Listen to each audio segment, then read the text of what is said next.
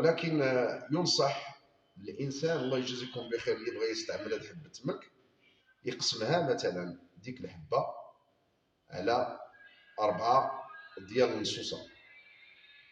ممكن غادي ياكل يهز 4 ديال ديك الحبه يلوحها فمو يشرب عليها الماء. وهذا السيد اللي غادي يدير هذه المساله هذه ما يكونش مسافر، ما يكونش تيخدم، خصو يبقى.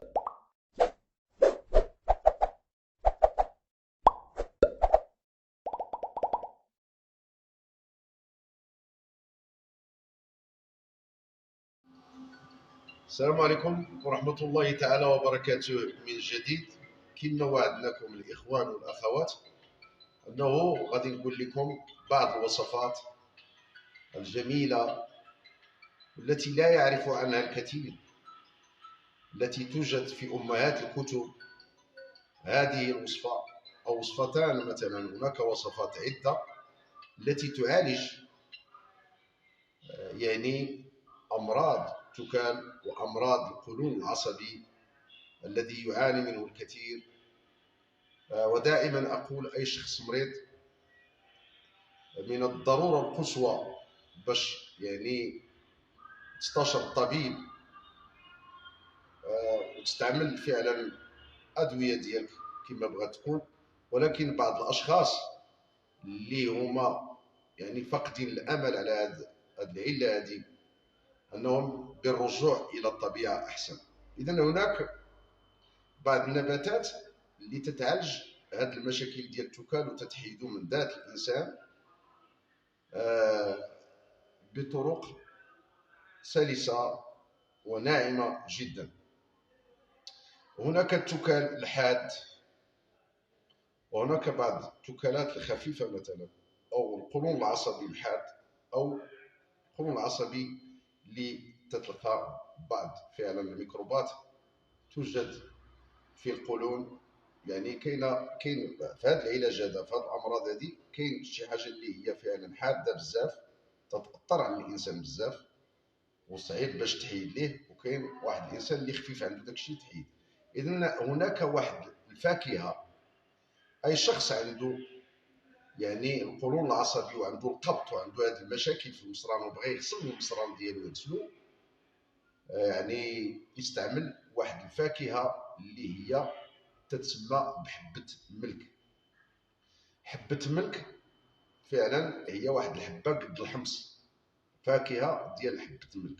في المنزل ديالو ملي تيشرب ديك النص، لأن هناك الأجساد ليست متساوية، ملي تيشرب 4 ديال ديك الفاكهة أكيد غادي يجلس واحد نص ساعة، غادي يحس يعني بالغسيل، وغادي يحس بديك الفاكهة مثلا ديك العشبة تتحرك ليه في الجهاز الهضمي ديالو، تتنقي ليه الجهاز الهضمي ديالو، واكيد انه تيخرج على برا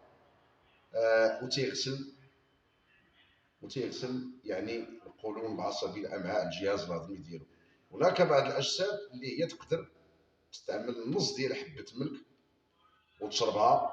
كالناس اللي صحاح مثلا عندهم صحه بزاف يستعمل النص ديالها وما يسافرش وما يخدمش، يبقى في المنزل ديالو، اكيد نص ساعه غادي يخرج منه العجب وبمسائل وبطرق سلسه. وهذه مساله انا دائما تنديرها كل سنه، وكاينين العديد ديال الناس، العديد كانت يعني بعض الشعوب بعض الامبراطوريات تيديروا هذه المسائل هذو. وهذا يوجد في بعض الكتب فعلا قديمه جدا، وبهذه الطريقه كانوا تيحيدوا التكال وتيغسلوا المسائل ديالهم.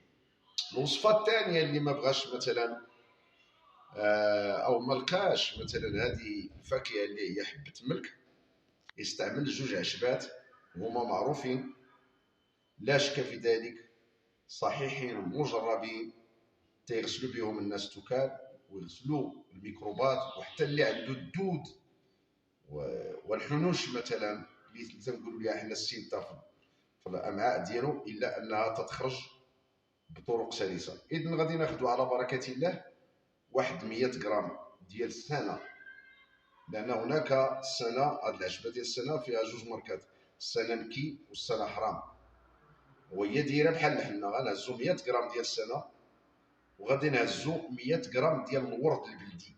الورد البلدي بحال هذا اللي تيكون عندنا في القلعه ديال مكونه.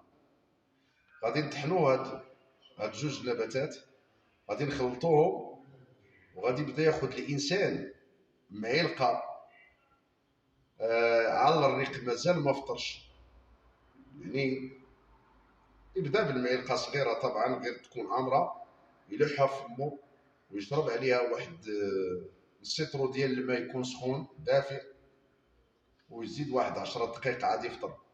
بدا يشرب واحد النهار ويمنك واحد النهار، يشرب واحد النهار ويمنك واحد النهار، اكيد انه غادي يخرجوا ليه يعني بزاف ديال التعفنات وبزاف ديال السموم اللي كانت تراكمت مثلا في ذلك المصران ديالو، وغادي يولي بخير وعلى خير. اذا نتمنى ان شاء الله الشفاء العاجل لكل انسان، والسلام عليكم ورحمه الله تعالى وبركاته.